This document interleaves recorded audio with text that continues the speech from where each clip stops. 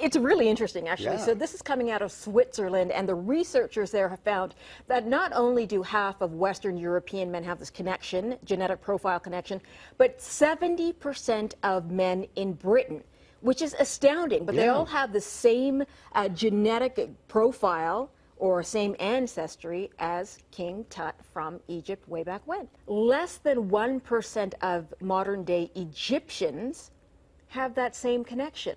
So it kind of makes you wonder, well, if he's Egyptian, but the ancestry isn't Egyptian, how did it evolve? Which way did it move? And it looks like it didn't start in Egypt, but it evolved and went to Egypt and may have started in Europe, and that's why all the Europeans have this background. Incest was practiced by ancient Egyptian royalty. Mothers married sons and brothers married sisters to keep the power and the money all in the family. Like their pharaonic ancestors, the British monarchy have a long history of incestuous inbreeding.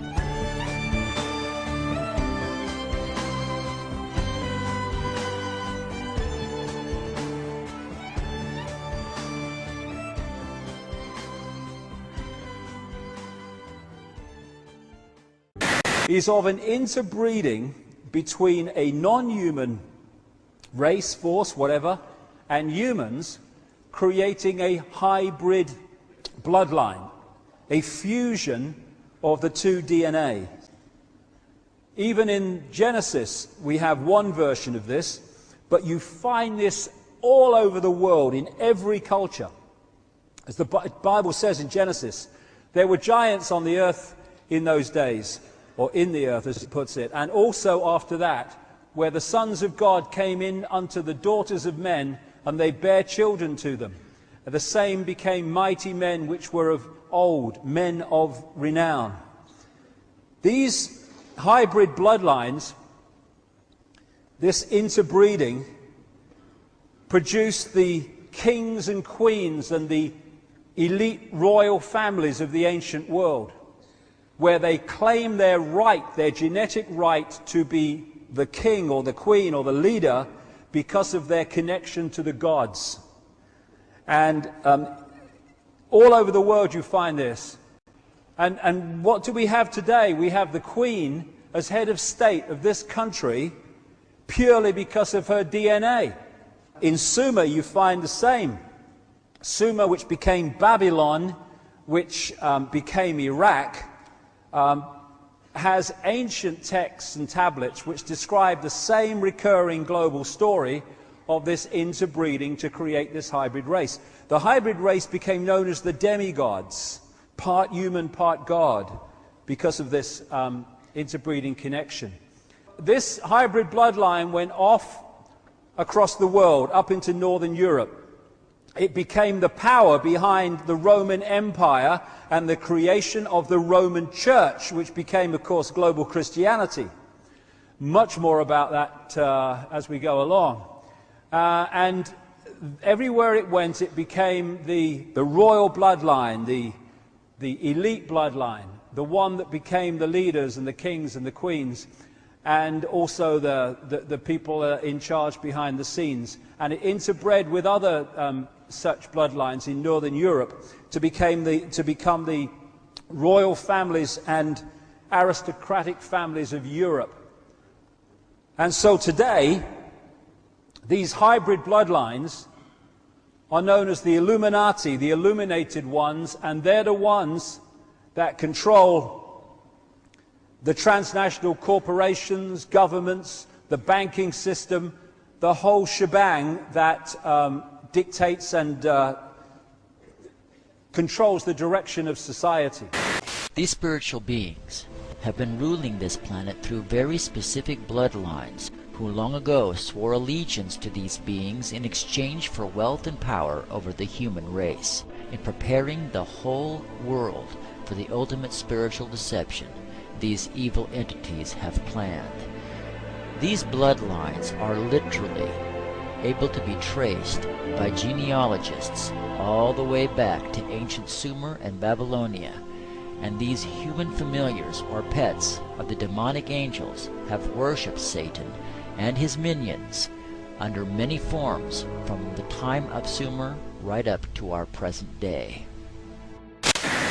Many of the United States presidents have blood relations with each other.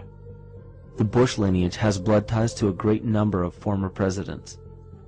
George Washington, Millard Fillmore, Franklin Pierce, Abraham Lincoln, Ulysses Grant, Rutherford Hayes, James Garfield, Grover Cleveland, Teddy Roosevelt, William Taft, Calvin Coolidge, Herbert Hoover, Franklin Roosevelt, Richard Nixon, and Gerald Ford. Michael Tessarion points out in his work that Bush is closely related to every European monarch on and off the throne, and has kinship with every member of Britain's royal family. Bush's family tree can be documented as far back as the early 15th century. He has a direct descent from Henry III and from Henry VIII's sister Mary Tudor. He is also descended from Charles II of England. And we also find that George W. Bush is a direct descendant of Godfrey de Bouillon. Godfrey was the first king of Jerusalem after he recaptured it from the Saracens, which was the name for the Islamic faith during the Middle Ages. It is interesting to note that the current occupation of the United States in the Middle East was re-established by the same family, George Bush Sr. in 1991, and again by George Bush Jr. in 2003. George Bush Jr. is then found to be a cousin to both opposing candidates of his 2 terms in office, Al Gore and John Kerry. Democratic President Barack Obama also has blood ties with George W. Bush, as well as Gerald Ford, Lyndon Johnson, Harry Truman, James Madison, and the British Prime Minister Sir Winston Churchill. On the opposing side of the 2008 presidential ballot, John McCain is descended from Robert the Bruce, King William I of Scotland, and also Godfrey de Bouillon.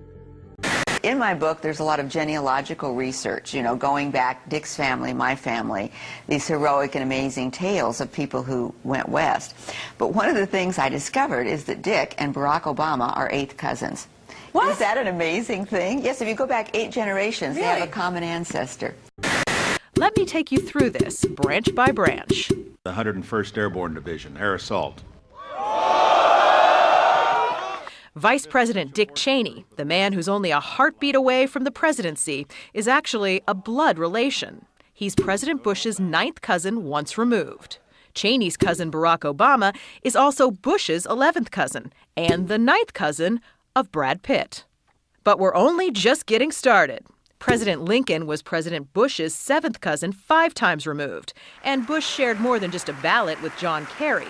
That's right, they're 9th cousins twice removed. There's also royalty in the Bush bloodline. Princess Diana was Bush's 11th cousin twice removed. And then there's this bombshell. Happy birthday, Mr. President. Sure, she may have been singing to JFK, but what about GWB? He is, after all, her 9th cousin 3 times removed. He's also related to Playboy founder Hugh Hefner, even Pocahontas, and Vlad the Impaler. Trace the family tree far enough, and you get Madonna, Celine Dion, and Tom Hanks.